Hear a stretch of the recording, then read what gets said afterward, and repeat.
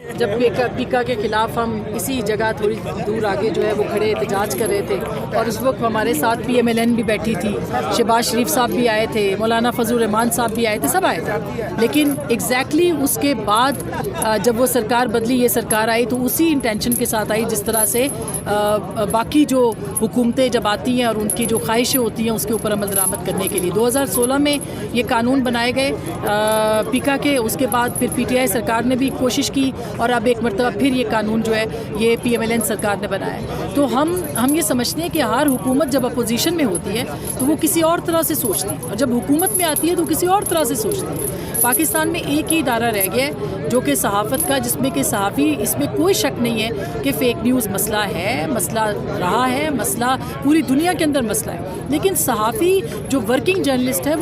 وہ آواز اٹھاتا ہے، وہ سوال اٹھاتا ہے، اس کے بعد اس کے سوال پہ بھی پابندی جو ہے وہ لگ جائے گی اور اس کا استعمال جو اس قانون کا وہ اسی طرح سے ہوگا کہ آپ حکومتوں کو، اقتدار والوں کو، مقتدرہ کو، آپ جو طاقتور ہیں ان کو چیلنج نہیں کر سکیں گے۔ تو یہ جو سزائیں ہیں یہ اسی کی ایک کڑی ہے۔ اسما شرازی صاحبہ، فیک نیوز کی کیا ڈیفینیشن ہوگی حکومت کے مطابق؟ جو فیک نیوز کے اوپر کہا ہے یہ فیک نیوز، حالانکہ دفتر خارجہ نے بھی ایک اس طرح کی نیوز دی ہے کہ محسن نقوی صاحب جو غلطی سے چلے گئے تھے، جو ہے وہ ایک امریکہ میں جو ہے نا وہ اینٹی چائنا جو ایک وہ تھی، اس میں تو یہ بھی تو فیک نیوز میں آئے گا، تو آپ اس پہ کیا کہیں گے؟ دیکھیے، کیا حکومتوں کو کسی ڈیفینیشن کی ضرورت ہوتی ہے؟ جب وہ صحافیوں پہ مقدمے بناتے ہیں جو کہ ان کو سب سے زیادہ کمزور، ان کو آزادی اظہار لگتی ہے، صحافی لگتے ہیں، تو ان کو کسی ڈیفینیشن کی ضرورت نہیں ہے، ان کو ایسے قوانین کی بھی ضرورت نہیں ہے، لیکن پوری دنیا کو دکھانے کے لیے قوانین کا سہارا اور کور لیا جاتا ہے، اور کور لیا گیا ہے کہ آپ ایسے اگر ایک مخصوص سیاسی جماعت کو دیکھ کے آپ بنا رہے ہیں قوانین، کل کو اگر وہی جماعت جو کہ جیسے پی ٹی آئی کل ساتھ تھی، آج جب وہ اپوزیشن میں آئی ہے تو وہ ریگریٹ کرتی ہے ان سارے معاملات کے اوپر، ریگریٹ کرتی ہوگی اور ان کو کرنا چاہیے، جیسے پی ایم ایل این نے کیا پی ٹی آئی کے دور میں۔ تو میرا خیال ہے کہ یہ تمام ہر حکومت اپنے حق میں استعمال کرنے کی کوشش کرتی ہے، سوال اٹھانے کے اوپر پابندی لگانے کی کوشش کرتی ہے۔ اگر آپ کو فیک نیوز کا مسئلہ ہے، آلریڈی ڈیفیمیشن کے لاز موجود ہیں، ان کو مضبوط کیا جائے۔ آپ سزائیں، پوری دنیا کے اندر سزائیں جو ہیں، اس کا مطلب یہ ہے کہ آپ ڈرا رہے ہیں۔ جرمانہ ایک میرے جیسا، آپ جیسا صحافی چلے ہم تو دے دیں، مگر جو ہمارے سوشل میڈیا کے اوپر کام کرنے والے لوگ ہیں، یوٹیوب چینلز چلا رہے ہیں، کیا وہ اتنے توانا ہیں فائنینشلی کہ وہ 20 لاکھ 30 لاکھ جرمانے دے سکیں گے؟ آسما صاحبہ، یہ بتائیے گا کہ یہ صرف محض ایک جماعت کو پس پردہ کرنے کے لیے 26ویں آئینی ترمیم کی گئی، آئینی بینچ بنایا گیا، نئے ججز لائے گئے، عمران خان تو وہیں سٹینڈ کر رہا ہے، مذاکرات سے انکار کر دیا، کہا عدالتوں کے ذریعے ہوں گا، بانی پی ٹی آئی، آپ بھی ٹی وی پہ بانی پی ٹی آئی کا نام لیتی ہیں، لیکن آپ اپنے یوٹیوب پہ عمران خان کا نام لے سکتی ہیں۔ کیا یہ سب کچھ عمران خان کے لیے ہو رہا ہے؟ نہیں، ہم تو عمران خان صاحب کا پہلے دن سے میں نے اس پہ کالم بھی لکھا تھا اور میں ہمیشہ ان کا نام لیتی رہی ہوں، باوجود اس کے کہ جو مرضی ہو، اور کوئی کسی کے نام چلانے سے کوئی مائنس نہیں ہو جاتا۔ عمران خان صاحب کا نام نہ لینے سے کوئی وہ مائنس نہیں ہو گئے، یہ سمجھنا پڑے گا آپ کو۔ لیکن اس کے ساتھ ساتھ دیکھیے، جیسے پہلے میں نے کہا کہ حکومتوں کی خواہش ہوتی ہے کہ وہ اپنے اپوزیشن کو دیکھ کے قوانین بناتے ہیں۔ اگر وہ اپنی اپوزیشن کو دیکھ کے قوانین بنا رہے ہیں تو یہ غلط طریقہ ہے۔ فیک نیوز مسئلہ تھا، مسئلہ ہے، مسئلہ رہے گا، پوری دنیا کے اندر ہے، مگر اس کے لیے آپ کو کنسلٹ کرنا پڑے گا جو میڈیا کی تنظیمیں ہیں، صحافتی تنظیمیں ہیں، صحافی ہیں، ان کے ساتھ آپ کو مل بیٹھ کی مشاورت سے ریگولیٹ کرنا پڑے گا۔ اس طرح کی ریگولیشن جو ہے وہ ناقابل قبول ہے۔ آسما صاحبہ، اس سے پہلے جنرل فیض اینڈ کمپنی سب کچھ کیا کرتی تھی، آپ ہمیں نظر آتی تھی، آج بھی یہیں پہ ہیں، لیکن اس وقت جو آج کے لوگ آپ کے ساتھ احتجاجوں میں موجود ہیں، اس وقت کہتے تھے یہ لوگ کسی کے ہینڈلر ہیں، کسی کے ساتھ ملے ہوئے ہیں، جنرل فیض کے اگینسٹ ہیں، لیکن عاصمہ شرازی تو ہم نے آج بھی وہیں پائی۔ جی، میرا خیال ہے کہ یہی سب سے بڑی غلطی ہے، اور عابد آپ سب لوگ تو ہمارے ساتھ رہے ہو، ہم جنرل مشرف کے زمانے میں بھی کھڑے تھے، ہم پیکا کے پہلے قانون کے خلاف بھی بولے تھے، ہم پی ٹی آئی کے دور میں بھی کھڑے رہے، ہم آج بھی کھڑے ہیں، اور ہمارا جو ہم یہ سمجھتے ہیں کہ یہ آزادی اظہار جو ہے اس کے اوپر پابندیاں نہیں لگنی چاہیے، اس کے اوپر قدغنیں نہیں لگنی چاہیے۔ یہ جس طرح سے عدالتوں کو دبایا گیا ہے، جس طرح سے جمہوریت کو دبایا گیا ہے، جس طرح سے آئین کا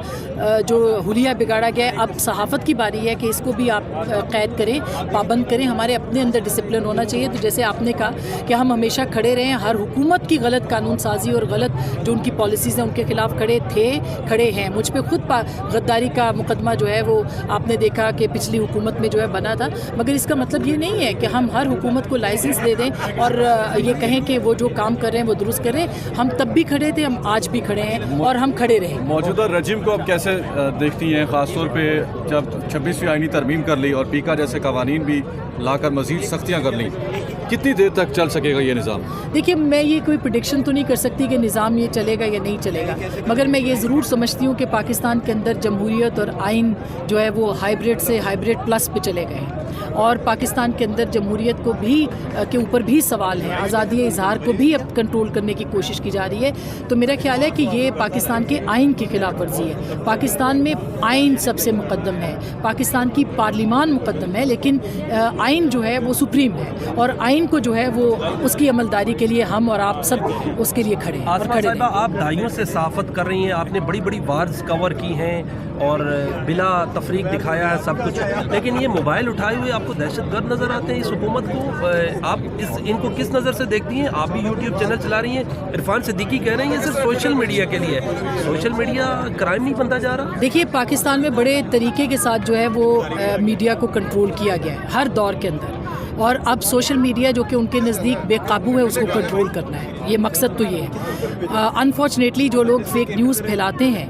जो लोग हथियार बनते हैं, जो लोग आलाए कार हैं, इस तरह की कवानीन साजी के लिए सहूलतकार बने हैं, मुझे ये बताइए कि उनके खिलाफ क्या डेफेमेशन का कोई एक कानून जो मौजूद है उनके खिलाफ इस्तेमाल हुआ है? नहीं हुआ। हाँ, जो आमिल सहाफ़ी हैं उनको गिरफ्तार किया गया है, उनके ऊपर मुकदमे बनाए हैं, उनको जो है बिल्कुल FIRs काटी गई हैं। उनको ये असल में उनके खिलाफ नहीं है जो कि हर इस्टेब्लिशमेंट के साथ खड़े होकर उनको फैसिलिटेट करते हैं। ये उनके खिलाफ है जो कि आज़ादी इज़हार और आज़ाद सहाफ़त के ऊपर यकीन रखते हैं, जो कि नज़रियात के साथ खड़े। ये उन सहाफ़ियों के खिलाफ इस्तेमाल किया जा रहा है और हमें खदशा है कि इसका इस्तेमाल उन्हीं आमिल सहाफ़ियों के खिलाफ होगा, उन्हीं वर्किंग जर्नलिस्ट के खिलाफ होगा जो कि जमहूरियत के साथ हैं, जो कि आइन के साथ हैं और आइन की अमलदारी के साथ हैं। अच्छा मैम, जो बाहर बैठे हुए हैं